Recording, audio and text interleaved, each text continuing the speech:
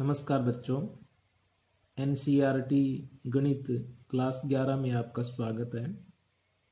आज हम 13वां अध्याय सीमा और अवकलज प्रारंभ करने जा रहे हैं। सीमा क्या होती है, इसका गणित में क्या उपयोग है, इस पर विचार करते हैं। सीमा एक दृष्टिकोण, एक नियमित बहुभुज जो एक वृत्त के अंतर्गत है के क्षेत्रफल पर विचार करने पर निम्न निष्कर्ष निकलते हैं।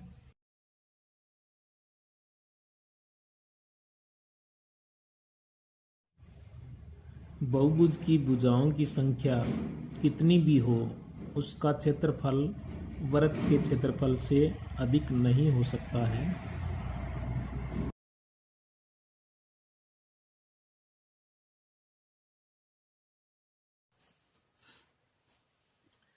जैसे जैसे बहुभुज की भुजाओं की संख्या बढ़ाते जाते हैं तो उसका क्षेत्रफल वृत्त के क्षेत्रफल के नज़दीक पहुंचता चला जाता है।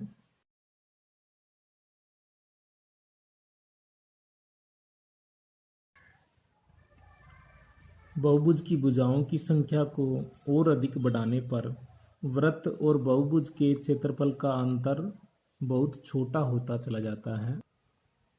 एक बार पुनः ध्यान दें, जैसे वृत्त के अंदर ये बहुभुज बनाए गए हैं, जैसे त्रिभुज है, चतुर्भुज है, पंचभुज है, षटभुज है, सप्तभुज है, अष्टभुज है।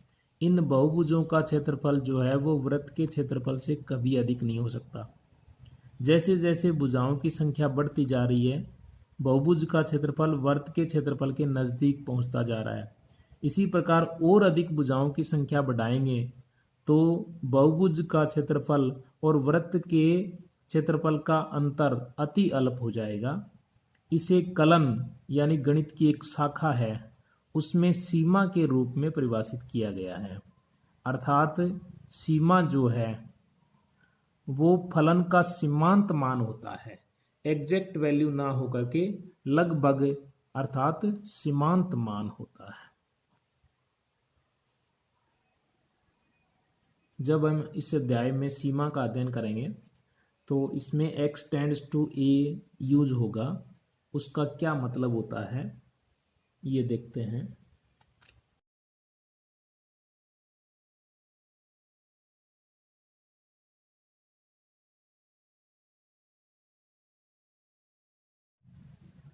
माना x एक चर है और a एक अचर है। जब x a के अत्यंत निकट से भी निकट मान ग्रहण करता हुआ a की ओर अग्रसर होता है, अर्थात x a की ओर प्रवृत्त होता है किंतु a के बराबर नहीं है, इसे x टेंड्स टू a से निरूपित किया गया है। x दाईं ओर से a की ओर प्रवृत्त हो सकता है और x बाईं ओर से भी a की ओर प्रवृत्त हो सकता है।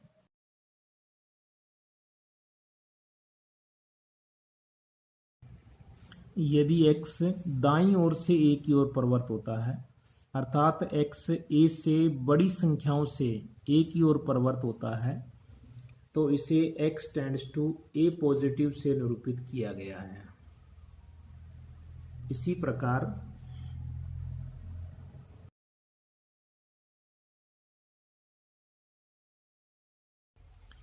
प्रकार यदि x बाईं ओर से a की ओर प्रवृत्त होता है, अर्थात x a से छोटी संख्याओं से a की ओर प्रवृत्त होता है, तो इसे x tends to a negative से निरूपित करते हैं।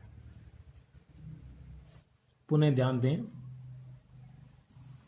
जैसे ये संख्या रेखा है, इस पर a है, इस पर अगर हम बाईं तरफ से a की तरफ जाते हैं तो x tends to a negative लिखा जाता है।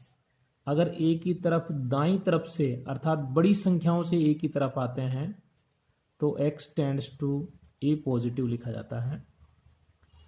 इसी प्रकार संख्यात्मक मान के रूप में देखें, जैसे 2 है, इस 2 पर हम छोटी संख्याओं से इसकी ओर जाएं, अर्थात 0, 1 से 2 की तरफ जाएं तो x टेंड्स टू 2 नेगेटिव लिखा जाएगा।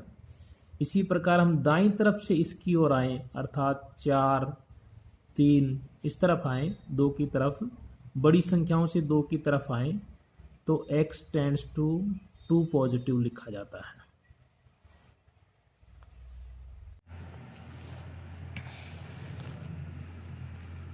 सीमा की परिभाषा, इसके लिए एक छोटा सा एग्जाम्पल देखते हैं। फलन f(x) x+2 है। x बराबर 1 पर सीमा ज्ञात करने के लिए x टेंड्स टू 1 अर्थात बाईं तरफ से 1 पर पहुँचें, जैसे 0.7, 0.8, 0.9, 0.99 होते हुए 1 पर जाएं, या बड़े मानों से 1 की तरफ आएँ तो 1.3, 1.2, 1.1 इस प्रकार कम करते हुए 1.01 इस प्रकार 1 पर पहुँचें। तो इसके लिए मान ज्ञात करते हैं।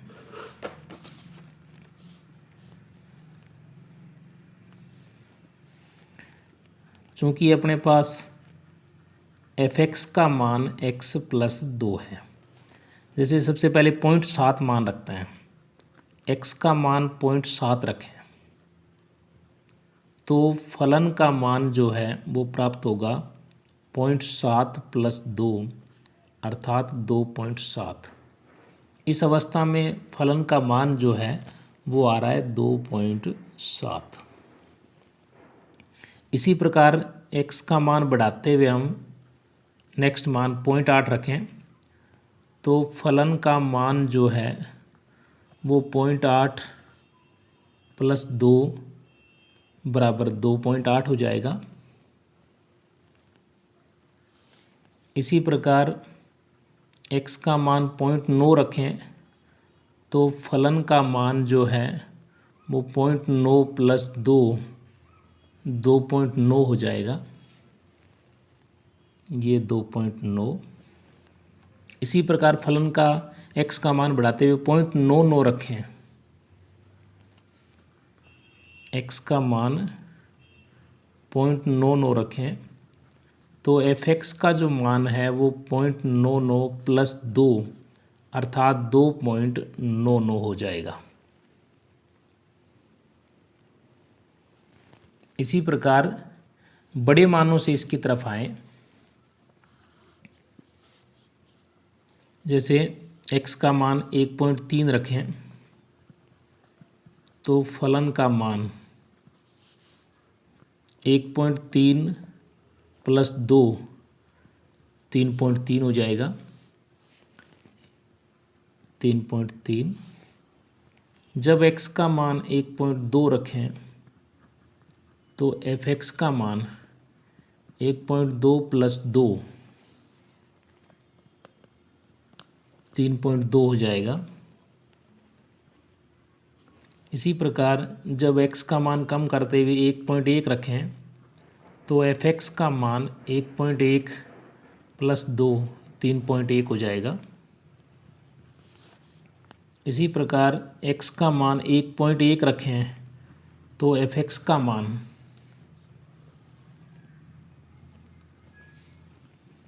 1.11 + 2 3.11 हो जाएगा। ये मान जो है वो 3.11 हो जाएगा। अब अपने फलन के मानों पर ध्यान दें तो देखते हैं 2.7, 2.8, 2.9, 2.99 यानी फलन के मानों का अनुक्रम जो है वो 3 की ओर जा रहा है।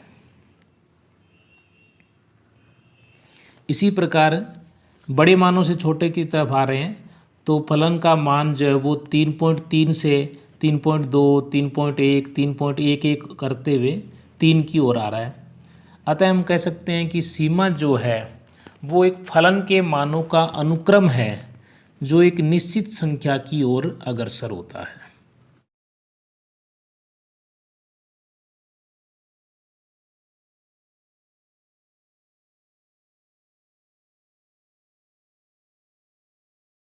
अतः हम कह सकते हैं माना फलन f(x) x बराबर a के लघु प्रतिवेश अर्थात a minus del a plus del में परिभाषित है, x बराबर a पर आवश्यक नहीं। यदि लघु प्रतिवेश में स्थित बाईं ओर या दाईं ओर के बिंदुओं पर फलन के मानों का अनुक्रम एक निश्चित संख्या l की ओर अग्रसर होता है तो यह निश्चित संख्या l फलन की सीमा कहलाती है। अर्थात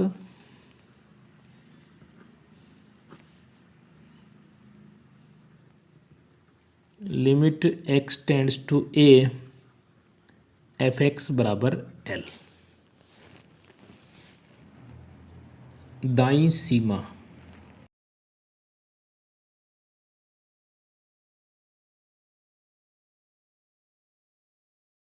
यदि फलन f(x) का x बराबर a पर सीमांत मान a के अत्यंत निकट दाईं ओर से प्राप्त किया जाए तो x दाईं ओर से a की ओर प्रवृत्त हो तो इसे f(x) की x बराबर a पर दाईं सीमा कहते हैं।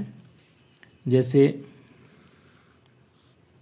ये पॉइंट A है, दाईं ओर से सीमा का मान ज्ञात किया जाए यानी x tends to a positive तो ये दाईं सीमा कहलाती है। अर्थात fa+0 लिखा जाता है।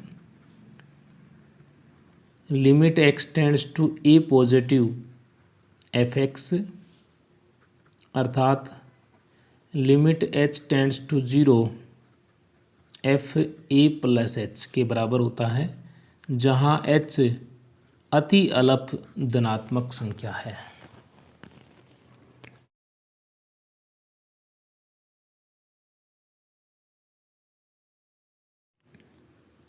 यदि फलन f(x) का x बराबर a पर सीमांत मान a के अत्यंत निकट बाईं ओर से प्राप्त किया जाए अर्थात x बाईं ओर से a की ओर प्रवृत्त हो तो इसे f(x) की x बराबर a पर बाईं सीमा कहते हैं। अर्थात ये पॉइंट A है तो इस A पॉइंट पर बाईं ओर से पहुंचा जाए अर्थात x tends to a negative तो ये बाईं सीमा कहलाती है। अर्थात इसको fa-0 लिखा जाता है जो बराबर होता है limit x tends to a negative f(x) के।